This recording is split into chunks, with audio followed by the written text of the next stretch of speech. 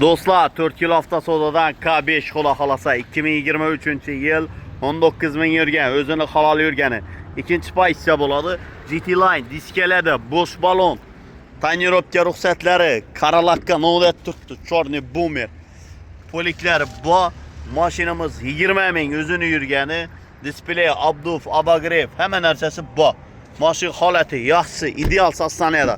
23 texpasportdan mashinamiz 4 yil avtosodada.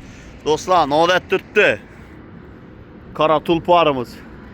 Mashinamiz xudo xolasa kraskasi, probegi javob 100% radnoy. Tekshirtirib olaverasizlar.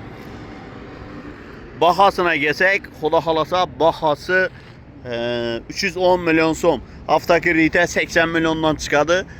Aylık to'lovi 7 milyondan keladi. Neda 4 yil avtosodada like'larni bosamizmi?